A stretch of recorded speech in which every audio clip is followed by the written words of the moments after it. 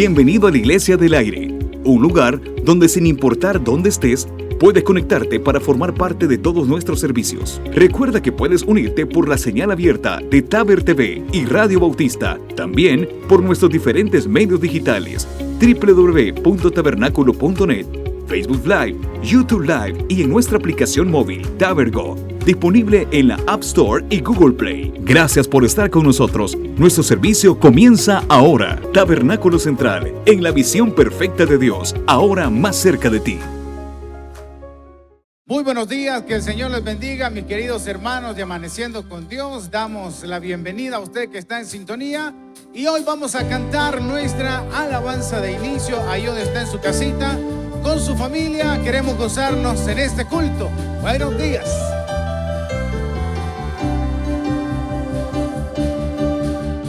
En tu presencia danzamos libres, cúbrenos con tu luz de amor. Llévanos mucho más profundo, pues somos hijos del gran yo soy. Oh Dios, siempre con nosotros, susurrando restauración. Ante nuestro ser tu morada, tuyo somos. Tu iglesia clama hoy, abre los cielos con poder. Enaltecido eres Dios, rompe tinieblas, brilla en gloria. Tu iglesia clama hoy, abre los cielos con poder. Enaltecido eres Dios, rompe tinieblas, brilla en gloria. En tu presencia danzamos libres, cúbrenos con tu luz de amor. Llévanos mucho más profundo, que somos hijos del gran yo soy. Oh Dios, siempre con nosotros, susurrando restauración. Haz de nuestro ser tu morada, tuyo somos. Tu iglesia clama hoy, abre los cielos con poder.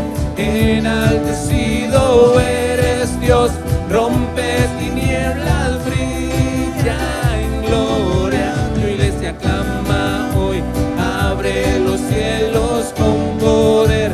Enaltecido eres Dios, rompe tinieblas, brilla en gloria. Gloria al Señor, ahí donde usted está, si está con su familia. Le voy a pedir que cierre sus ojos porque vamos a la primera oración. Bendito Dios, gracias Señor por este hermoso miércoles que nos regalas. Gracias por esta mañana fresca que nos regalas y gracias porque nos permites entrar a los hogares de mis amables hermanos que están en sintonía de esta transmisión del culto de Amaneciendo con Dios. Gracias porque estamos unánimes, aunque a la distancia, pero estamos unidos, Padre Santo. Te pedimos de todo corazón una bendición para este culto, para la meditación que se va a llevar, para la oración, Señor, para las alabanzas que se van a cantar, que sean únicamente para adorarte y glorificar tu nombre, Padre Santo. Desde ya te pedimos que puedas usar al siervo que va a llevar tu palabra, Dios, para que pueda hablarnos al corazón, Señor. Danos iluminación, Padre Santo, para poder comprender lo que tu palabra nos quiere decir en esta mañana. En el nombre de Jesús, amén y amén. Proverbios capítulo 1. Usted puede abrir ahí su Biblia en el proverbio de este día, Proverbios capítulo 1, para que lo podamos leer unánimes juntos. Dice la palabra del Señor. Los proverbios de Salomón, hijo de David, rey de Israel, para entender sabiduría y doctrina, para conocer razones prudentes, para recibir consejo de prudencia, justicia, juicio y equidad, para dar sagacidad a los simples y a los jóvenes inteligencia y cordura. Oirá el sabio y aumentará el saber, y el entendido adquirirá consejo. Para entender proverbio y declaración, palabras de sabio y sus dichos profundos. El principio de la sabiduría es el temor de Jehová. Los insensatos desprecian la sabiduría y la enseñanza. Oye, hijo mío, la instrucción de tu padre y no la desprecies, la dirección de tu madre. porque adorno de gracia serán a tu cabeza y collares a tu cuello. Hijo mío, si los pecadores te quisieran engañar, no consientas. Si dijeren, ven con nosotros, pongamos acechanza para derramar sangre, acechemos sin motivo al inocente, los tragaremos vivos como el Seol y enteros como los que caen en un abismo. Hallaremos riqueza de toda clase, llenaremos nuestras casas de despojos. Echa tu suerte entre nosotros, tengamos todos una bolsa. Hijo mío, no andes en camino con ellos, aparta tu pie de sus veredas, porque sus pies corren hacia el mal y van presurosos a derramar sangre. Porque en vano se tenderá la red ante los ojos de toda ave, pero ellos a su propia sangre ponen acechanza y a sus almas tienden lazo. Tales son las sendas de todo el que es dado a la codicia, la cual quita la vida de los poseedores. La sabiduría clama en las calles, alza su voz en las plazas, clama en los principales lugares de reunión, en las entradas de las puertas de la ciudad, dice sus razones. ¿Hasta cuándo, oh simples, amaréis la simpleza? Y los burladores desearéis el burlar, y los insensatos aborrecerán la ciencia. Volveos a mi reprensión. He aquí, yo derramaré mi espíritu sobre vosotros, y os haré saber mis palabras. Por cuanto llamé y no quisisteis oír, extendí mi mano y no hubo quien atendiese, sino que desechasteis todo consejo mío, y mi reprensión no quisisteis. También yo me reiré de vuestra calamidad, y me burlaré cuando os viniere lo que os teméis. Cuando viniere como una destrucción lo que teméis, y vuestra calamidad llegare como un torbellino. Cuando sobre vosotros viniere tribulación y angustia, entonces me llamarán y no responderé. Me buscarán de mañana y no me hallarán. Por cuanto aborrecieron la sabiduría y no escogieron el temor de Jehová, ni quisieron mi consejo y menospreciaron toda reprensión mía. Comerán del fruto de su camino y serán hastiados de su propio consejo. Porque el desvío de los ignorantes los matará, y la prosperidad de los necios los echará a perder. Mas el que me oyere habitará confiadamente y vivirá tranquilo sin temor del mal. Desde el versículo 8 hasta el versículo 32, hasta el versículo 33, el autor del libro de Proverbios toma a la sabiduría como que si estuviera expresándose directamente al hombre, a nosotros, los que ahora estamos leyendo el libro de Proverbios en el capítulo 1. El autor habla como que si fuera la sabiduría, y desde el versículo 8 y hasta el 32 habla acerca de los beneficios y de las consecuencias al no tomar a la sabiduría como parte de nuestra vida. Y qué mayor sabiduría que nosotros podemos encontrar en la palabra del Señor. Y el último versículo del capítulo 1, versículo 33, en el 32 hacia atrás, habla de las cosas buenas y de las cosas malas que le van a pasar a las cosas que no atienden a la sabiduría.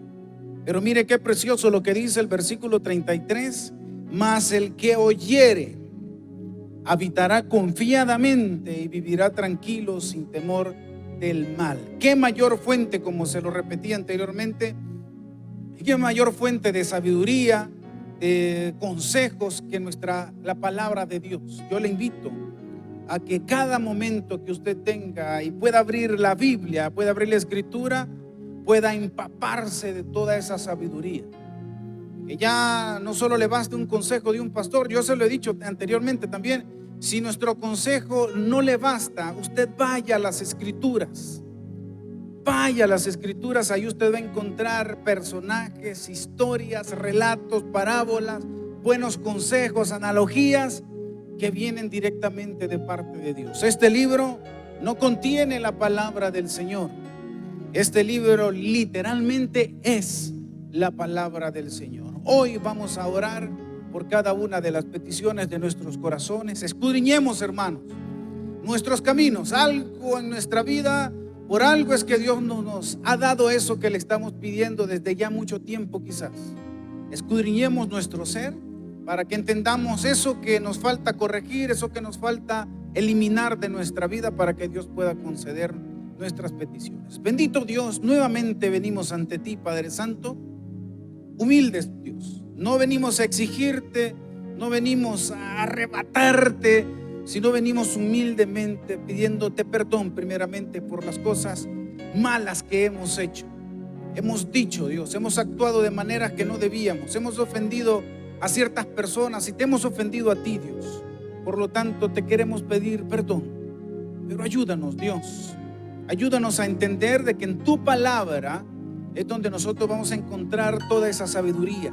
En tu palabra vamos a encontrar las fuerzas, Dios, y los consejos, los buenos consejos, Señor, para caminar bien en nuestro andar diario, para eliminar de nuestra vida eso que no sirve, Dios, y a ti tampoco te sirve, para que podamos caminar como verdaderamente hijos de Dios, no perfectos, pero sí buscando tu perfección, que la vamos a encontrar y la vamos a lograr cuando estemos contigo en el cielo. Pero hoy te pedimos tu ayuda, Dios. Tú sabes cada uno de los problemas, dificultades, deudas que mis hermanos tienen. De acuerdo a tu tiempo, Señor, y a la intención de nuestro corazón, te suplicamos que tú nos puedas contestar, que tú nos puedas ayudar, que tú nos puedas hacer entender cómo debemos de administrar lo que llega a nuestras manos, para poder cancelar nuestros compromisos y también cancelar nuestras deudas. Te lo pedimos, Señor. No queremos malgastar el dinero, no queremos derrochar el dinero en lo que no es de provecho, sino que podamos administrarlo de la mejor manera, para que podamos salir de esta crisis, de estos problemas, Dios. Ayúdele a mis hermanos, esas enfermedades que están en sus vidas, agobiantes, desgastantes, estresantes, Dios, ayúdales. Humildemente, Señor, te lo suplicamos. Te pido, Dios, por esta enfermedad que está todavía, Señor, en auge. Cúbrenos con tu sangre preciosa, Padre Santo, para que no pueda llegar esta enfermedad. Y a los hermanos que ya ha llegado esta enfermedad, puedan crear esas defensas necesarias, pueda ese medicamento que se están tratando, Dios, pueda tener efectos positivos, para que puedan salir con toda victoria, Señor, y dándote gracias a ti, Señor. Que esa enfermedad pueda ser erradicada de su vida. Te lo suplicamos, Dios. Guarda a las familias de esta tu iglesia, esta enfermedad, para que podamos vernos, Dios, nuevamente aquí en tu casa. Podamos vernos, alabarte, glorificando, aprendiendo más de tu palabra. Pero hoy te pedimos y suplicamos, Dios, que si hay algo en nuestra vida que debemos de eliminar, danos las fuerzas, Dios, para que podamos escudriñar nuestras vidas, escudriñar nuestro caminar diario, Señor. Te lo suplicamos, que tu Espíritu Santo esté ahí ayudándonos a escudriñarnos, a guardar. Cantamos esta alabanza. Escudriñemos nuestros caminos y volvamos a Jehová. Levantemos nuestras manos a Dios.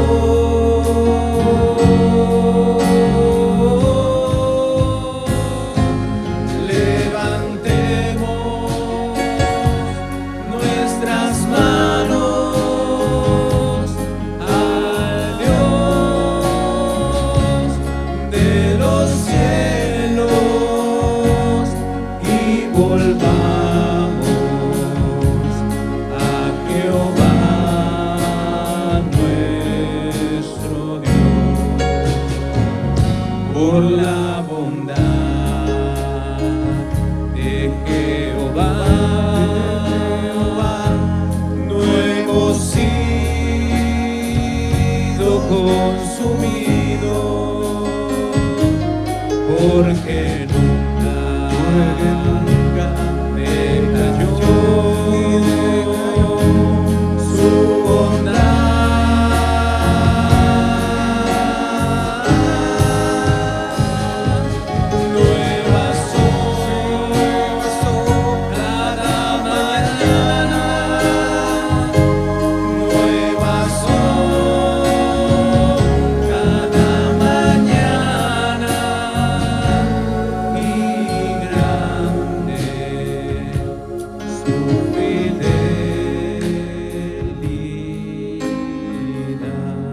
definitivamente, Dios, que grande es tu fidelidad.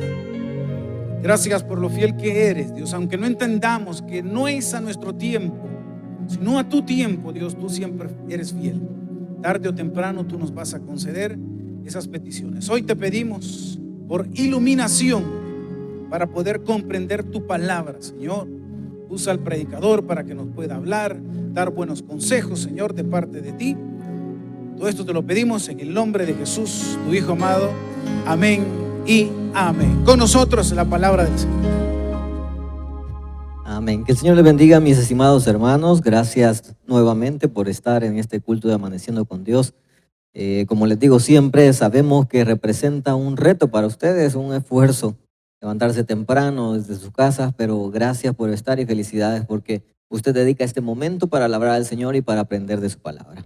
Quiero que me acompañe al libro de Juan, capítulo 1, versículo del 1 al versículo número 10. El libro de Juan, capítulo 1, versículo del 1 al 10. El título del sermón de esta mañana es El que era. Juan, capítulo 1, versículo del 1 al 10. Dice la palabra del Señor de la siguiente manera. En el principio era el Verbo, y el Verbo era con Dios, y el Verbo era Dios. Este era en el principio con Dios. Todas las cosas por Él fueron hechas, y sin Él nada de lo que ha sido hecho fue hecho. En Él estaba la vida, y la vida era la luz de los hombres. La luz en las tinieblas resplandece, y las tinieblas no prevalecieron contra ella. Hubo un hombre enviado de Dios, el cual se llamaba Juan. Este vino por testimonio para que diese testimonio de la luz, a fin de que todos creyesen por Él. No era Él la luz, sino para que diese testimonio de la luz. Aquella luz verdadera que alumbra a todo hombre venía a este mundo. En el mundo estaba, y el mundo por Él fue hecho, pero el mundo no le conoció. Oramos a nuestro Dios. Señor, te damos gracias por estar con nosotros, por acompañarnos. Señor, nuestra fe está cimentada en ti. Queremos, Padre, que no se nos olvide esto. Queremos, Señor, que nuestra mente siempre esté pensando en ti. Nuestra iglesia actúe conforme a tú lo harías estando en nuestro lugar. Gracias, Señor, por lo que haces en nuestra vida. En el nombre de Jesús. Amén y amén. Quisiera terminar esta mañana algo que comenzamos hace 2 miércoles atrás, y es hablar acerca de Jesucristo. Hablábamos en esta ocasión, hablábamos de por qué es o cuál es la importancia o la preeminencia de Jesucristo en la iglesia, y logramos estudiar algunos versículos en los cuales se muestran por qué Jesucristo es tan necesario en nuestra iglesia o por qué Jesucristo es tan necesario en el cristianismo. Nos íbamos por la idea de que, para empezar, nuestro nombre lo indica todo. Si usted es cristiano, obviamente usted tiene que ser seguidor de Cristo. Es decir, algo quizás que sería un poco tonto o para algunos, ¿verdad? Quizás sería un poco lógico, que no sería necesario decirlo, es que sin Cristo no existiría el cristianismo. Hablábamos por qué Jesucristo era tan importante para nosotros, pero aquí viene el punto o la parte en la que nos es necesario entender el pensamiento de Jesucristo.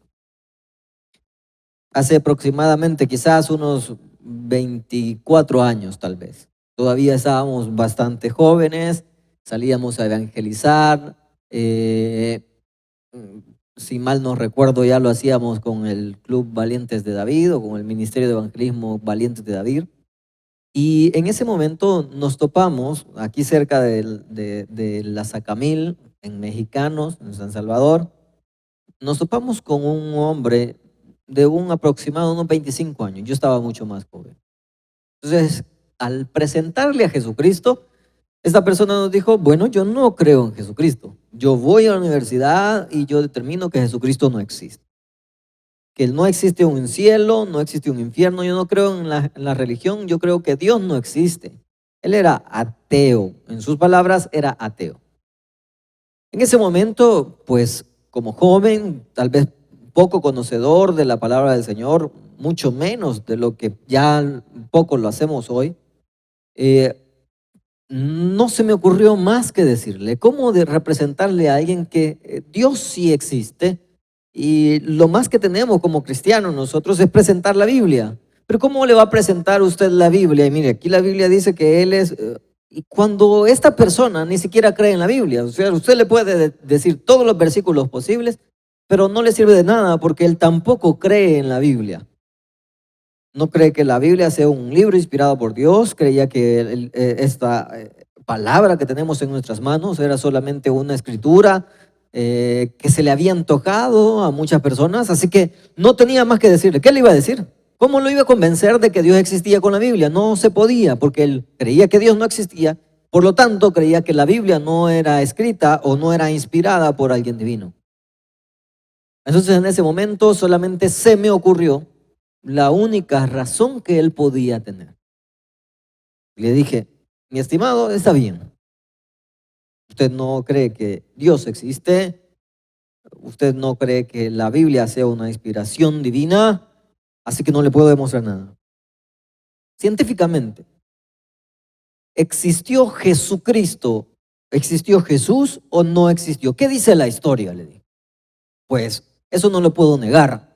La misma historia, no solo en la Biblia, la misma historia confirma que Jesucristo existió. Y por ahí nos fuimos, tratando de decirle, bueno, entonces si Jesucristo existió, sus historias fueron verdaderas. Se cree que y se considera a los evangelios como una historia verídica de Jesucristo. ¿Cómo es que resucitó entonces? Cuando fui llevándolo por aquella historia, esta persona pues llegó a un punto en el que me dijo, y yo le pregunté, bueno, entonces si la ciencia lo confirma, ¿usted cree en Jesucristo? Y él me dijo estas palabras, que se las quiero dejar yo este día. Es que si yo creo en Jesucristo, me dijo él, esa era su razón para no creer, es que si yo llegase a creer en Jesucristo, tendría que creer en todo lo que dijo. Por ende, tendría que hacerme cristiano, me dijo. Y yo le dije, pues esa es la intención. Así que nuestra fe se basa en Jesucristo. Así que nuestra fe se basa en lo que Jesucristo hizo por nosotros, en que Dios lo envió para morir por nosotros. Podríamos dejar de creer en muchas otras cosas, pero nunca un cristiano debería dejar de creer en Jesucristo. Me decía un hombre en una ocasión, yo no creo en el infierno, me dijo. ¿Cómo le iba a demostrar yo que el infierno existía? No me vaya a decir, mi estimado hermano, mi estimada hermana, pastor, le hubiera mencionado aquel testimonio que salen en YouTube. No, esos testimonios le sirven quizás a las personas que los dijeron, más no a nosotros, porque a mí no me confirma que lo he hecho. No le podía sacar un testimonio de una persona así, me iba a decir, yo no le puedo creer. Yo le dije a esta persona, mire, tiene razón, no crea en el infierno. Si la Biblia dice que para ser salvos hay que creer en Jesucristo, no dice que hay que creer en el infierno. Está bien, no creen en el infierno. ¿Cree en Jesucristo? Sí, me dijo, yo creo en Jesucristo. ¿Quisiera aceptarlo? Yo lo quiero aceptar. Exacto. Nuestra fe no se basa en si hay infierno o no hay infierno. Nuestra fe se basa en saber que Jesucristo vino por nosotros. Claro, el creer en el infierno, el creer en el cielo, después viene por añadidura. Usted, el Espíritu Santo va entrando en usted y va cambiando su ser. Pero en quien primero tenemos que creer es en Jesucristo. Para usted ser cristiano debe de creer en Jesucristo. Nuestra fe no se fundamenta en una iglesia. De lo contrario se llamaría iglesismo, pero no nos llamamos iglesismo, nos llamamos cristianismo. Si para usted ser salvo tiene que creer en el infierno, pues nos llamaríamos infiernismo, pero nos llamamos cristianos. Nuestra fe se llama el cristianismo porque creemos en Cristo. Y eso hablábamos en lo que nos comentábamos hace 2 miércoles atrás. No existe nada más importante en una iglesia que Jesucristo. Él es la luz de nuestra fe y de nuestras acciones. Decíamos que todo lo que nosotros queremos hacer se basa en lo que Jesucristo hizo. Tratamos de amar a nuestro prójimo porque Jesucristo amó a su prójimo. Tratamos de perdonar a alguien porque Jesucristo nos perdonó a nosotros. Y les decía yo el miércoles antepasado, si hay alguien que quiere destruir a la iglesia o quiere destruir al cristianismo, le voy a dar aquí la clave. No diga que nadie se lo dijo, no diga que pues de alguna manera no lo supo descubrir, le voy a dar la clave para descubrir al cristianismo. Si usted quiere destruir al cristianismo, destruya a Jesús. Si usted quiere destruir al cristianismo, borre de la historia a Jesucristo. Destruyan al estandarte que es el legado de esta fe y ustedes destruyan el cristianismo. Le voy a adelantar algo, nunca lo podrá hacer. No podrá destruir a la iglesia porque no puede destruir a Cristo. Y se acordará de mucho de lo que le estoy diciendo, se va a acordar que pronto lo que va a estar en duda, o lo que la gente, o lo que el mundo, o lo que Satanás a través de las personas en ocasiones va a intentar hacer en los próximos años, es negar que Jesucristo estuvo en la tierra, es negar que existió. Va a empezar a decir que Jesucristo fue una historia inventada, va a empezar a decir que los libros fueron solo un cuento de hadas, va a empezar a decir que las personas que lo escribieron quizás estaban locos, pero que Jesucristo no existió. Es lo más probable, pero no lo va a lograr. Pero no lo va a lograr porque Jesucristo es inmortal, es indestructible, porque Jesucristo no lo puede vencer, es invencible. Y por ende, si no puede vencer a Jesucristo, también le será imposible vencer a su iglesia, a nosotros como cristianos. Podrán vencer algunas organizaciones tal vez, podrán vencer o podrán desarmar algunas congregaciones tal vez, pero jamás vencerán al cristianismo, porque para vencer al cristianismo será necesario destruir a Jesús, será necesario borrar de la historia a Jesucristo. Tendría que borrar nombres de muchos países, tendría que borrar nombres de muchos lugares, tendrían que borrar muchas historias a las que se unía Jesucristo. Tendrían que destruir las universidades para olvidarse de que Jesucristo existió. Tendrían que borrarlo todo. No lo podrán lograr. Jesucristo, por eso es la parte fundamental de nosotros, porque sabemos que Él es nuestra fe, porque sabemos que Él es nuestro Señor. Y es aquí donde quiero iniciar esta mañana, en el que el título del sermón es El que era. ¿Por qué para nosotros Jesucristo o cuál es nuestra fe? Por favor, nunca, escúcheme bien, nunca tome tan a la ligera decir yo creo en Cristo. Usted tiene que creer lo que Cristo era. Si usted dice yo creo en Cristo, que alguien vino a la tierra, pues creyó a medias. Usted tiene que creer lo que Él decía que era. Y lo primero que le voy a decir, ¿qué es lo que era Jesucristo? Es que Él era antes de lo que nosotros conocemos ahora. ¿Qué es lo que era antes? Jesús fue, o su inicio es antes de la fundación. Alguien se preguntaba, ¿Jesucristo nació o Jesucristo comenzó a vivir o la existencia de Cristo comenzó hace cerca de 2020 años? Pues fíjense que no. Decir que María era la madre de Dios era asumir algo muy ilógico. María era la madre de Jesucristo, la parte corporal de Dios. Pero María no era la madre de Dios. Porque esto querría decir que Dios tiene un principio y Dios nunca ha tenido un principio. Así que este Jesucristo, que comenzó mucho antes de nacer con María. El mismo Jesucristo, cuando le dijeron en una ocasión, ¿y acaso tú te crees mucho más que el profeta Moisés, quien nos dio las leyes? Y Jesucristo les decía, de cierto os digo que yo soy antes que Moisés. ¿Qué estaba diciendo eso Jesucristo? Por eso para ellos parecía chocante que alguien le dijera que es antes que nuestro profeta más querido, o que es antes que el profeta que nos dio a nosotros la ley. ¿Cómo se va a poder a decir eso? Si acaba de nacer, dirían en ese momento muchos de los conocedores, entre comillas, muchos de los sacerdotes, si acabas de nacer, hijo, 30 años tenés y ya te crees más sabio y más viejo que Moisés, más conocedor de quien nos dio la ley. Nos sorprendió esas palabras de Jesucristo, pero eran verdad. Jesucristo fue antes de Moisés. Jesucristo estuvo antes que Moisés. Muchas veces en la palabra del Señor usted va a encontrar la unión de aquellas palabras que decía ángel de Jehová, cuando después está con mayúscula. Usted está hablando ahí de la representación de Cristo, solamente tomando una forma en aquel momento. Jesucristo era antes que Moisés, Jesucristo era antes que los profetas, Jesucristo era antes que Abraham, Jesucristo era antes que Adán, Jesucristo fue antes de la fundación. Lo dice el versículo en el que estamos leyendo, Juan capítulo 1, versículo 1. En el principio era el verbo. Más adelante usted puede leer que sin lugar a dudas, cuando menciona a el verbo, o en esta ocasión la palabra, se podría traducir el verbo, se puede traducir como la palabra, usted va a encontrar que el verbo del que se está hablando aquí, o la palabra de la que se está hablando aquí, es el mismo Cristo.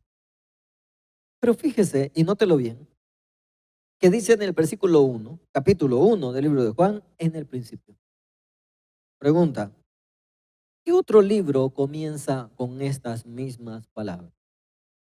Sí, el libro de Génesis. Dice allá en el libro de Génesis, capítulo 1, versículo 1, en el principio creó Dios los cielos, etc. Y aquí Juan viene a hablarnos acerca del principio. Pero Juan se va mucho más atrás. El principio que habla de Juan es mucho más atrás. Incluso se considera que el principio que habla de Juan no está hablando de una fecha de iniciar, sino que está diciendo antes que todo existiese. Antes que nada hubiese sido creado. Él ya era. ¿De quién está hablando? ¿Quién es el verbo? ¿Quién es la palabra? Jesucristo. Y el mismo Juan está confesando que ese verbo, que esa palabra, que Jesucristo, en el principio, ya era. Antes de la creación, Jesucristo ya era. Jesucristo ya existía. Jesús no comenzó a existir con María. Jesús no comenzó a existir hace 2020 años. Jesucristo existía. Jesucristo ya estaba. Me dirá alguien, ¿eso quiere decir que Jesús es eterno? Sí, Jesús es eterno. Por eso se le llama a Jesucristo que no tiene inicio de días. Porque Jesús no nació. ¿Cuándo nació Jesús? Pues no nació. No me alcanza, no lo alcanzo a creer. No me cabe en la cabeza de que haya un ser que haya sido eterno o que sea eterno. Pues créalo, porque Jesucristo lo es. Y alguien me dirá, pues, ¿y qué más es Jesucristo? ¿Qué más era Jesucristo antes de venir a la tierra? Pues le quiero decir que si Él era, aparte de ser el que era antes de la creación de todo, también es el que creó todo. Dice más adelante, en el versículo número 2, este era en el principio con Dios. Versículo 3, todas las cosas por Él fueron hechas, y sin Él nada de lo que ha sido hecho fue hecho. En Él estaba la vida, y la vida era la luz de los hombres. ¿De quién estaban hablando? ¿Quién era ese Él? Era el verbo, era la palabra, era Jesús. Así que Jesucristo no solo estaba antes de la fundación del mundo, sino que Él creó todas las cosas. Que las cosas por Él fueron hechas, y sin Él nada de lo que ha sido hecho habría sido hecho. Así que aparte de creer que Jesucristo vino al mundo, que murió por nosotros, creemos que Jesucristo es antes de la fundación, creemos que Jesucristo es antes de los profetas, creemos que Jesucristo creó todo. Y aparte de todo esto, ¿qué más es Jesús? ¿O qué más ha sido Jesús? ¿O qué más era Jesús antes de venir a la tierra?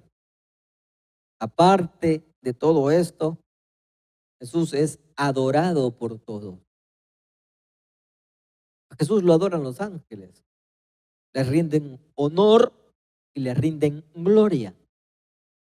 Entonces cabe la pregunta. Entonces cabe que alguien se acerque y que me diga, bueno, pastor, analicemos las cosas. O bueno, amigo, tal vez no crea en la iglesia. Analicemos las cosas. Si ustedes dicen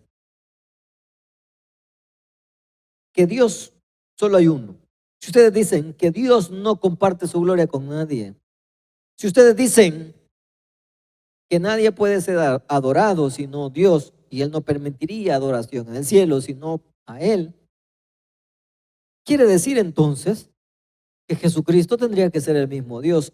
Es exactamente lo que le he tratado de decir. Nosotros creemos en Jesús, pero creemos que Él era Dios. Pero creemos que si para Él ser todo lo que hizo aquí en la tierra, no pudo haber sido hecho si no era por Dios. Todas estas características las tiene Dios. Así que cuando usted me está hablando a mí, o cuando usted está hablando a un cristiano de la creencia que tenemos en Jesucristo, tiene que saber que la creencia que tenemos en Él es que Él era o es Dios. Y cuando nosotros le decimos, Cristo no está muerto, cuando le decimos eso, le estamos diciendo que creemos que Él está vivo, que creemos que Él está reinando en los cielos. Y está reinando, es decir, que no hay nadie sobre Él, porque Él es Dios, porque Jesucristo es Dios. Esa es nuestra creencia como cristianos. Ese es nuestro valor como cristianos. Eso es lo que nosotros tomamos en nuestra iglesia. ¿Y qué pasó entonces? Jesucristo creando el cielo, creando la tierra, creando las cosas, creando los seres, creando los animales, creando al ser humano. Y de repente, pues, al haber creado el ser humano confunde las cosas. Transgiversa, desobedece, se aparta, se aleja de Dios. ¿Y qué es lo que consigue? Arruinar su vida, como siempre lo hacemos. Y quiero decirle algo, mi estimado hermano y hermana, amigo y amiga, si nos está sintonizando. Quiero decirle algo. Tenemos por costumbre, por mala costumbre, el ser humano de arruinar nuestras vidas y arruinar todo a nuestro alrededor. A mí me da miedo en estos momentos como estamos. Me da miedo que tenemos por un lado a un mundo queriendo actuar en base a sus emociones, a sus pasiones. Pero me da miedo también que tenemos a una iglesia que tenemos miedo de actuar y decir las cosas como son. Me da miedo porque somos una iglesia que ha soltado y dejado cosas que debimos haber tomado y por ende, si las abandonamos, Satanás las toma. Y hoy en día estamos a unos pasos de convertir lo que el mundo fue en aquel momento cuando Dios mandó un diluvio. Hoy en día estamos a unos pasos de convertirnos en aquello que tanto hemos bromeado y dicho en algunas tertulias de nuestros compañeros, es decir, Sodoma y Gomorra. Y pareciera que nosotros mismos creemos que estamos lejos de Sodoma y Gomorra. Solo como paréntesis. Cuando aquellos ángeles llegaron a la casa de Lot, llegaron unos hombres a tocar a la puerta de Lot y le dijeron, saca a estos hombres, queremos conocerlo. ¿No se ha puesto a pensar usted qué significaba aquello? ¿Acaso no había gobierno en ese lugar que los defendiera? ¿O ellos, por qué no se admiraban de esto? ¿Por qué el mismo Lot dijo, no, tomen a mis hijas mejor? ¿Por qué parecía esto ser normal para Lot? Porque no había nadie que los defendiese. Porque sus leyes, las leyes de Sodoma y Gomorra, les daban el derecho a estos hombres de pedir que sacaran a estas personas que querían tener intimidad con ellos y no podían negarse. Eso era la ley, no era fuera de la ley, ya lo habían logrado meter en sus leyes. Usted me dirá, pastor, no estamos lejos de eso. No estamos lejos, hermano, estamos a un paso. A unos cuantos pasos, si quiere verlo así, de convertirnos en esto. ¿Cómo así, pastor? Bueno, mírelo así. El día de mañana, usted, hermanito, varón, se acerca a usted una persona con preferencias homosexuales. Le dice usted, mira, me gustas, quiero tener intimidad contigo. No, yo creo en Dios, yo no creo en eso. Ah, me estás, como dicen por ahí, ¿verdad? Me estás juzgando. Yo creo que eso es como que crees menos y eso va a ser en algún momento, unos pasos estamos, de volverse una obligación. Y eso es lo que hace el mundo, arruina todo a su alrededor. Empezamos a ensuciarlo todo, empezamos a hipersexualizar nuestra sociedad, empezamos a arruinar todo. Con tal que hoy nos hemos dado cuenta que vivimos en un mundo muy desagradable, con mucho odio, con mucho rencor, todo es sexualismo. La vida de un ser humano vale menos que $25. Si alguien se peleó con otra persona por un parqueo, pues está bien que lo mates. Hemos hecho de nuestro mundo un desastre. Y así lo era antes. Y es aquí donde voy a este punto. En aquel momento, cuando Jesucristo, o cuando fue la primera venida de Jesucristo, Jesucristo era lo que el mundo necesitaba. Desde la caída del ser humano hasta que Jesucristo vino a la tierra, Jesucristo era lo que el mundo necesitaba. Y cuando digo que Jesucristo era lo que el mundo necesitaba, no me refiero solamente para salvarnos del infierno. Jesucristo vino a la tierra para salvar al mundo del infierno, sí, pero también Jesucristo vino a la tierra para salvar al mundo de nosotros mismos. Porque sin su ejemplo no seríamos lo que somos. Así que Dios ideó un plan para que Jesucristo viniese a morir en la tierra, nos enseñase todo lo que tendríamos que saber sobre el amor, sobre la misericordia, sobre el perdón, sobre la fe. Pero antes de, como Jesucristo, como Dios siempre lo acostumbra, antes de que Jesucristo viniese, Él fue profetizado para que la gente, tal vez no de ese tiempo, sino que hoy, como estamos más adelante, creyese que Jesucristo era el Mesías. Creyese que Jesucristo era ese Salvador prometido. Y Jesucristo fue profetizado en múltiples partes de la palabra del Señor. Y quiero mencionarle algunas. Solamente le menciono, no les voy a mencionar todas, pero quiero mencionarle algunas para que usted sepa que Jesucristo estaba enteramente profetizado, que muchas de las características o muchos de los detalles de su vida o muchos de los detalles de su historia estaban profetizados. De Jesucristo se profetizó que vendría de la tribu de Leví en Génesis 49:10. De Jesucristo se profetizó su nacimiento en Belén en Miqueas 5:1. De Jesucristo se profetizó que vendría de una virgen en Isaías 7:14. De Jesucristo se profetizó que habría una matanza de niños en Belén en Jeremías 31:15. De Jesucristo se profetizó una huida a Egipto en Oseas 11:1. Se profetizó la predicación en Galilea cerca del río de Jordán en Isaías 8:23. Se profetizó el desprecio del pueblo judío en Isaías 53:3. Se profetizó su entrada triunfal en Jerusalén sobre un pollino incluso, Zacarías 9:9. Se profetizó que él sería traicionado por uno de los suyos en Salmo 41:10. ¡Qué detalles! Se profetizó que sería vendido por 30 piezas de plata. Imagínense los detalles que pone en Zacarías 11:12. Se profetizó que el precio sería devuelto en Zacarías 11:3. Se profetizó que durante su juicio se mantendría en silencio. Se profetizó que sufriría por los demás, Isaías 53 del 4 al 5. Se profetizó que sus manos y sus pies serían perforados en el libro de Salmos 22:16. Se profetizó que sería escarnecido o se haría burla de él y despreciado en Salmos 22:6 y 8. Se profetizó incluso que le darían a beber vinagre en Salmos 69:21. Su costado sería traspasado, Zacarías 12:10. Sobre sus ropas se echaría suerte, Salmos 22:18. Ninguno de sus huesos sería quebrantado, Salmos 34:20. Sería sepultado en una tumba de ricos, en Isaías 53:9. Resucitaría después de su muerte, Salmos 16:10. Y ascendería al cielo, Salmos 68:18. Y eso solamente por mencionarle la cantidad de profecías, de los detalles que Jesucristo tendría venir al cielo. Así que si hay algo de lo que tenemos que estar seguros, de que si que Jesucristo era aquel Mesías profetizado, sí lo era. Ha cumplido las profecías que estaban dichas sobre él.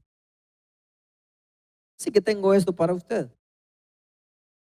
Para nosotros, Jesús es importante Porque Jesús es Dios. Porque Jesús es aquel que fue profetizado, aquel Mesías, aquel Salvador. Él es el profetizado. Porque creemos que Jesús fue el que creó los cielos y la tierra. Porque creemos que Jesús está en control de todo. Y quiero ir aterrizando con esto para aquellos que aún no creen en Jesús. Y usted dirá, pastor, pues en base a lo que ustedes dicen pareciera que es, pero como no creo en la Biblia, asumamos usted y yo, asumamos incluso cristianos, les voy a retar ahí.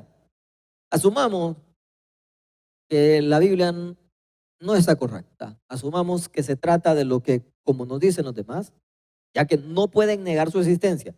Sí niegan lo que la Biblia dice sobre él que hizo, pero ya que no pueden negar su existencia, vamos a asumir que no es. Yo le voy a decir lo que no fue Jesús. No le voy a decir en la primera venida de Cristo, que es la que en su nacimiento, la segunda venida es la que esperamos. Pero la primera venida de Cristo, ¿qué es lo que Jesús no fue? Primero quiero decirle que Jesús no nació siendo de una familia rica. Él no tuvo dinero ni cuando nació, ni en la etapa de su vida, ni al morir. Él no fue un hombre rico.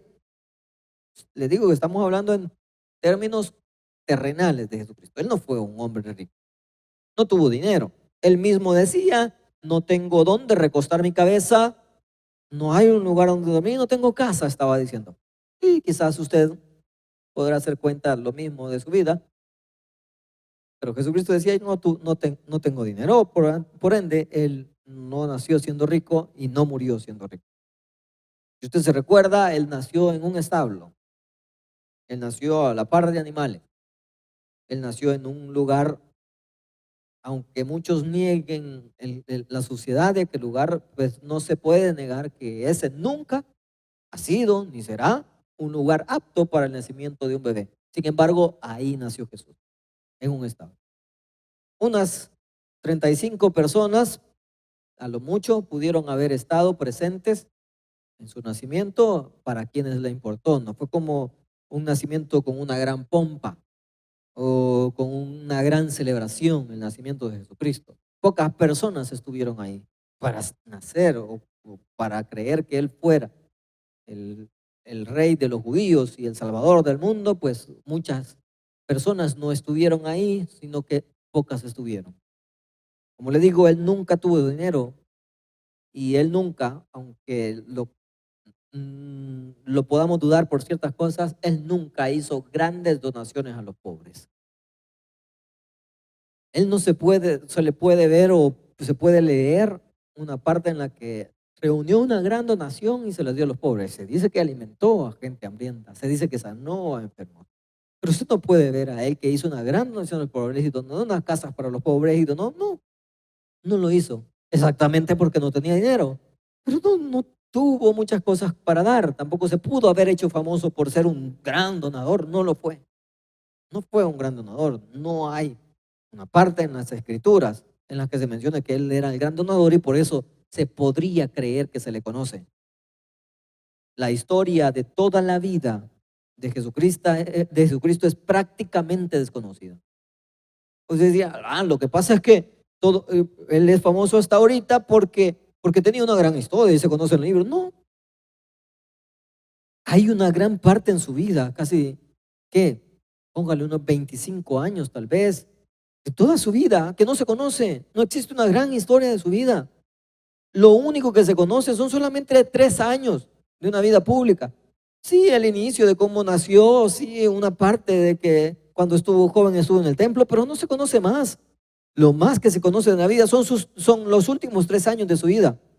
Pocos de ellos escritos por gente conocedora como Lucas, pero la mayoría de los que escribieron los libros o los evangelios fueron gente poco letrada. Para algunos críticos, incluso sus evangelios, lo que conocemos de él, con errores entre versiones. Fuera de los milagros en su vida, que para los críticos no existieron, él no hizo nada relevante. Además, Si alguien me dice a mí que Jesucristo es famoso o que no ha dejado de ser conocido por los milagros que hacía, pues hermano, cuando Jesucristo, o amigo, cuando Jesucristo estuvo en la tierra, habían otros que proclamaban hacer milagros. Así que, ¿por qué no se conocen los otros? ¿Por qué ellos tampoco son famosos? ¿O por qué ellos tampoco se conocen en nuestro tiempo? Jesucristo no inició una revolución, jamás intentó levantar una revolución o que vamos a levantarnos en armas o que vamos a levantar un partido, no lo hizo. Él se escondía de ellos cuando lo querían levantar, decía, cállense, no es este reino el que busco. Él murió incluso no siendo amado por la gente. Él murió porque la gente decidió y pidió que lo mataran. Jesucristo no escribió un libro, no inventó un poema, no fue músico, no se le conoce por eso. Jesucristo no hizo un acto heroico en el que usted vaya a decir, y salió en ese momento y defendió al pueblo. Y no, Jesucristo no hizo un acto heroico como lo consideramos nosotros. Jesucristo no salvó en ese momento al pueblo de Israel de la opresión romana, no lo hizo. Su muerte incluso fue hasta vergonzosa. Aquí le pregunto yo a los conocedores, que el ateo, aquel que no cree en Dios, aquel que no cree en Jesús, va. ¿Cómo es que un hombre así, que hasta loco pudo ser según ustedes, porque si él decía que era Dios, tendría que haber estado loco? ¿Cómo es que un hombre así es tan importante, no solo en la historia del cristianismo, sino que en la historia del mundo? Que alguien me explique cómo alguien así se pudo hacer el hombre más popular o famoso de la tierra. Que alguien me lo explique. Si usted se va a Google y coloca ahí los 10 hombres más importantes de la historia humana, seguro le aparece en primer lugar Jesucristo, o le va a aparecer ahí fuera de la religión y le aparece en otros listados. Pero nadie puede negar que Jesucristo es el hombre más conocido de la historia de la faz de la humanidad. ¿Cómo es que un hombre así, sin haber escrito un libro, sin haber tenido dinero, sin haber levantado ningún partido político, sin haber hecho ningún acto heroico, ¿por qué es que se le conoce todavía? Y le reto a usted a que me diga un solo personaje de los conocidos en la historia humana que haya tenido todas estas, o que no haya tenido todas estas características y que ahora se le conozca. No hay ni uno, mi hermano. O sea, no hay una razón lógica para pensar que Jesucristo es porque es tan conocido. Le digo la única razón. Es porque Jesucristo era Dios. Así que el título del sermón era El que era. ¿Y quién es el que era? Es Dios. ¿Por qué es tan importante Dios para los cristianos, Jesús para los cristianos? Porque Él es el mismo Dios que anduvo con nosotros y que decidió salvar. Vamos a orar a nosotros. Señor, te damos gracias, Padre, por este día. Gracias, Señor, por tu presencia. Gracias, Jesucristo, por tu amor. Gracias, Señor, por tu ejemplo. Gracias porque creemos en ti. Te pido, Señor, en el nombre de Jesús, que guíes nuestros corazones a seguir adelante. Gracias, Padre, por todo. En el nombre de Jesús. Amén y amén. Bien, mis estimados hermanos y hermanas, esta es la parte que nosotros damos y dedicamos a Dios, la parte que nosotros hemos puesto en nuestro corazón. Usted va a leer en la palabra del Señor cuando habla que en algún momento el pueblo de Israel, ellos estaban como nación encomendadas a darle la parte para Dios. Pero eso era como nación, incluso según tengo entendido, todo israelita, aunque no viva en Israel, siempre tiene su obligación de aportar para su pueblo Israel. Y eso para ellos era obligación. Para el cristiano lo hacemos por principio y por amor. Dice, no con tristeza ni por necesidad, porque Dios ama al dador alegre. Esa es su disposición.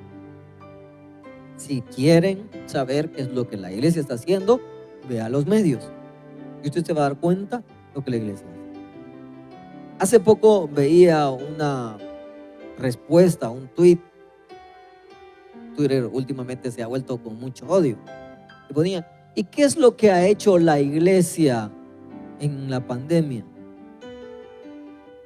Me dio miedo o me dio un poco de risa que quizás pensar que esta persona no ve los medios, o sea, solo los ve para criticarnos. Usted puede ver qué es lo que hace con su tiempo y su ofrenda. Al ver que sigue funcionando, Retorno sigue funcionando, se sigue ayudando a los servidores, se sigue llevando alimentos a las calles, seguimos trabajando, se sigue predicando la palabra, seguimos trabajando. Y por eso es que nosotros entregamos a Dios en agradecimiento por lo que ya hizo por nosotros, para que la palabra se siga expandiendo. Así que si usted tiene agradecimiento con Dios, ofrende. Si no, no se complique, hermano. Si no es obligación. Si su corazón es agradecido con Dios, hágalo, pero hágalo de corazón. Y muchas gracias a todos aquellos que aún lo siguen haciendo. Muchas gracias a usted que mantiene levantada esa piedra y que dice: Señor, en tu nombre, que esto sirva para predicar la palabra. Y eso es lo que esperamos, que siempre haya alimento en la casa del Señor. Por eso cantamos: lo nuestro, tuyo. Lo nuestro tuyo es, su mano nos lo dio, por eso gloria, honra y pres te damos, oh buen Dios. Amén. Señor, te damos gracias, Padre, por tu misericordia y tu bondad. Te encomendamos, Señor, cada una de estas ofrendas. Bendice las manos dadivosas y con corazón alegre. Gracias, Señor, por todo, en el nombre de Jesús. Amén y amén. Con nosotros nuestro hermano. Gracias por ofrendar y participar en los ministerios del Tabernáculo Bíblico Bautista Amigos de Israel Central. Son miles de personas las bendecidas por medio de estos ministerios de ayuda social. Gracias por tu confianza y aporte.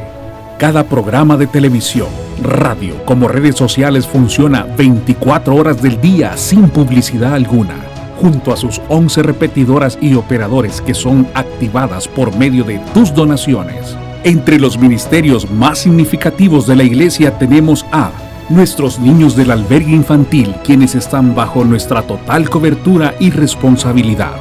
Retorno, nuestro centro de rehabilitación para alcohólicos y adictos. Contamos con ministerio de hospitales, guarderías, dormitorios públicos, repatriados, privados de libertad, hombres y mujeres, Bartolinas y más. Compartir con los menos privilegiados es nuestra pasión. Por ello, Pan y Chocolate reparte alimentos a los indigentes cada semana en diferentes rutas. El Ministerio Mundo de los Sueños acompaña a los niños y familiares en sus momentos de crisis de salud. Consejería telefónica, programas de becas universitarias y educación básica. Todo esto es posible gracias a tu confianza y donaciones. Ayúdanos a ayudar. Visita nuestra iglesia. Puedes llamarnos al 503-2236-1029 o escribirnos a donaciones@tabernaculo.net. Puedes también buscarnos en www.tabernaculo.net. Al ingresar en la página, puedes buscar cómo ofrendar y donar. Cada vez que ofrendes, recibirás tu comprobante de donación para saber que está siendo bien administrado.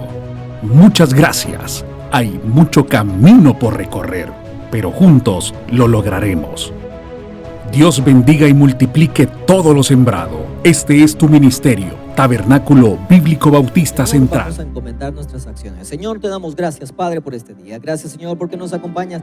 Gracias, Jesucristo, por tu misericordia, por tu bondad, porque eres tú, porque eres amor, porque veniste a morir por nosotros. Gracias, Jesucristo. Gracias por lo que haces. Si hay alguien que nos está sintonizando y que quisiera conocer a ese Jesucristo, si hay alguien que se le presentó la duda de decir: bueno, la verdad es que no tiene explicación que Jesucristo sea tan conocido si no tenía nada para ser tan conocido, y usted quisiera conocerle este día, como yo le conozco, como muchas personas le hemos conocido, le voy a pedir que pueda hacer esta oración conmigo. Esta oración dice de la siguiente manera: Señor Jesús, yo te recibo hoy como mi único y suficiente Salvador personal. Creo que eres Dios, que moriste en la cruz por mis pecados y que resucitaste al tercer día. Señor, me arrepiento, soy pecador. Gracias doy al Padre por enviar a su Hijo a morir en mi lugar. Gracias, Jesús, por salvar mi alma el día de hoy en Cristo Jesús. Y para los que estamos adorando a Dios, que ya le conocemos, que ya le bendecimos, vamos a cantar esa hermosa alabanza.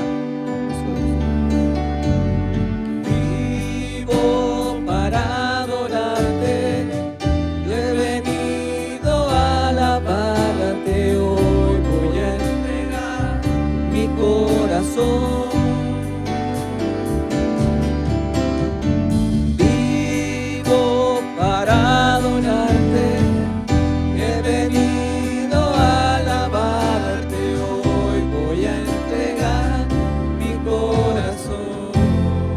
Señor, gracias por tu misericordia, gracias por tu bondad. Te encomendamos este día, encomendamos nuestras acciones en el nombre de Jesús. Amén y amén. Que el Señor le bendiga y lo esperamos en los cultos de la tarde. Gracias por habernos sintonizado en nuestra Iglesia al Aire. Si aún no conoces de Jesús, esa es la oportunidad para que le puedas aceptar. Ora conmigo de la siguiente manera: Señor Jesús, yo te recibo hoy como mi único y suficiente Salvador personal. Creo que eres Dios y que resucitaste al tercer día.